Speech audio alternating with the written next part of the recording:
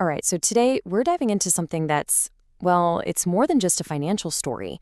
We're looking at a genuine historical anomaly, a single person gathering wealth on the scale of an entire empire. And you know what's wild?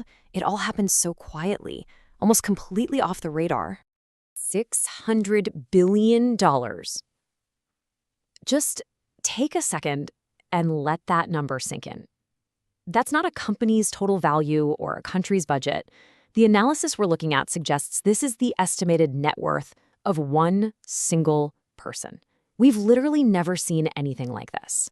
The source material describes it as a number that sits in your chest. And that really nails it, doesn't it?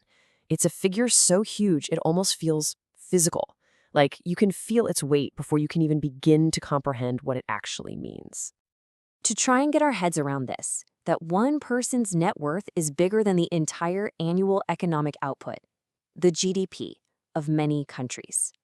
Just think about that for a second. The value of everything produced by millions of people working for a whole year, and it's outweighed by the wealth of just one individual. So, the big question, right?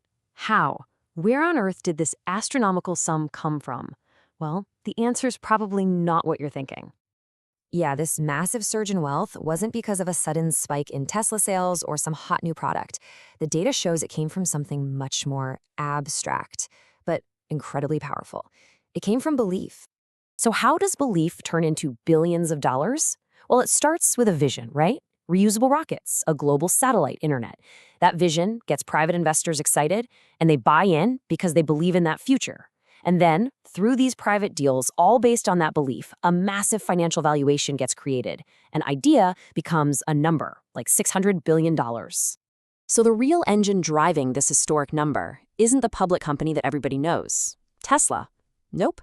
It's the private, almost mythic venture at the very heart of the story, SpaceX. Now, this incredible leap in wealth didn't happen gradually over years. The analysis points to a single specific, almost hidden event, one quiet transaction that changed pretty much everything. You see, unlike a public company where its value is tracked every single moment on the stock market for all to see, SpaceX is private.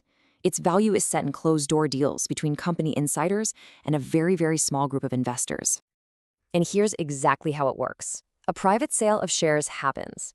Based on the price that was paid in that deal, a brand new valuation for the entire company is established. In this case, jumping to nearly $200 billion. And since Musk owns a reported 42%, his personal slice of that pie suddenly skyrockets in value. The result of that one transaction?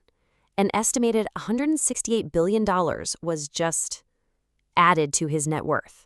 Not over a lifetime, not over a decade. It happened practically overnight.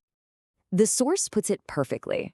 Not earned over decades, not saved over lifetimes, added. This phrase really highlights the almost surreal way wealth is created now, at the very, very top of our economy. Now, a totally fair response here is to say, okay, but it's just paper wealth, it's not where money. And you know what? That's partly true. But it misses the most critical point, how that paper gets turned into very real, very tangible power. So, just so we're all on the same page, paper wealth isn't a vault full of cash. It's the value of your assets, like company stock, and it's all based on what the market thinks they'll be worth in the future. But, and this is the big but, you can use that paper as collateral to borrow enormous sums of actual cash, like we saw with the purchase of X. It buys you incredible influence over markets, over policy, over public conversations.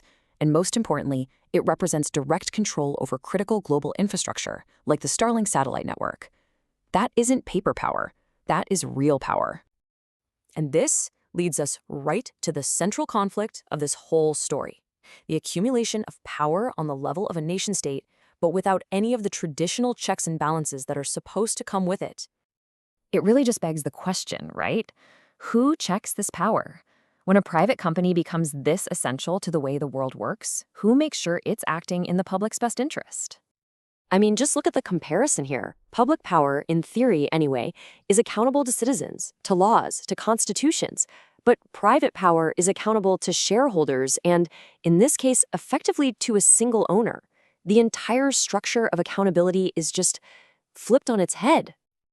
And this is not some theoretical future problem. It is operational right now. SpaceX dominates commercial space launches. Starlink provides absolutely vital internet in conflict zones like Ukraine. The company has direct contracts with the world's most powerful militaries.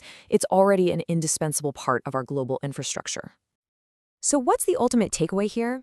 I think we have to look beyond the individual and see this situation as a kind of mirror, one that's reflecting where our whole economic system is headed. This quote frames the whole issue perfectly. This story isn't just about one man's wealth. It's about a system that allows and, frankly, encourages this kind of extreme concentration of power. And it's all moving faster than our laws and our ethics can possibly keep up. And that's really the point, isn't it? There was no public debate, no democratic vote on whether one person should control so much of our access to space. It just happened. It all happened within the existing rules of the market, quietly, efficiently, and completely legally. So we're left with this question, and it's not about whether this wealth is deserved or undeserved. It's about the consequences. What happens to our society? What happens to democracy when the financial gravity of a single person becomes so immense that it can literally bend the world around them? That's the question that $600 billion forces all of us to ask.